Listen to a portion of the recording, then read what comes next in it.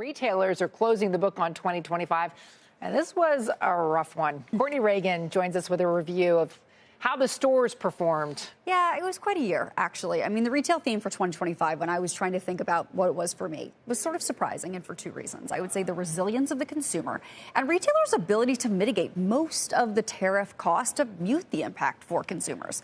So the XRT was up 7.5%. That's half of the performance of the S&P 500. It's not great. But if you would have told me that that would be the case in April, I would not have believed you.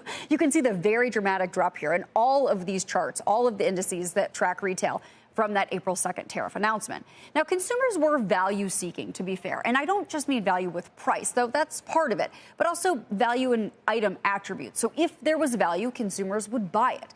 Low price players, they soared. Five Below up 80%. Dollar General gained 75%. Dollar Tree, 64%. But specialty mall brands, they also did well. American Eagle launched campaigns with Sydney Sweeney and Travis Kelce. Shares grew 59% in 2025. Victoria's Secret stealthily gained 200% in just the last 6 months, 32% for the year. UBS does have a buy for both AEO and Victoria's Secret for 2026.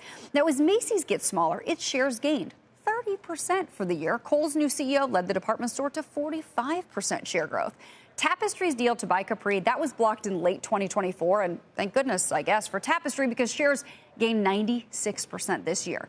But Lululemon shed 45% under internal missteps. Target, it missed out on that discount rally too because of a lot of internal mistakes. Both of those names are getting new leaders in the new year, at least Target for sure. Lululemon is looking. PVH, Deckers, RH among the biggest losers of the sector because not everybody can be a winner. And if you look to 2026, Jefferies says it is more constructive but still selective when it comes to retail stocks. Nike is its top pick, but it does suggest a short for on holding, while UBS puts on holding on its buy list, along with Ralph Lauren, TJX, Signet, and a number of others.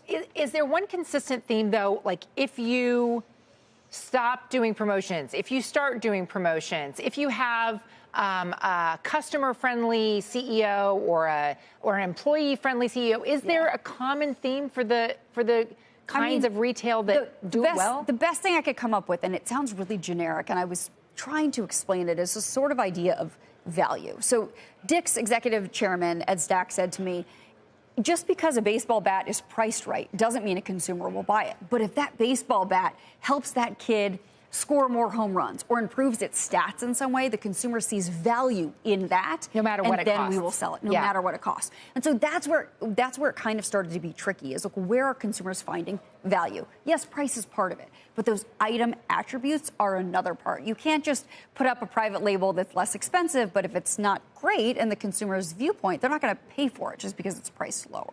Courtney, thank you very much. It's a big industry to cover, and you do it is really well. Thank you.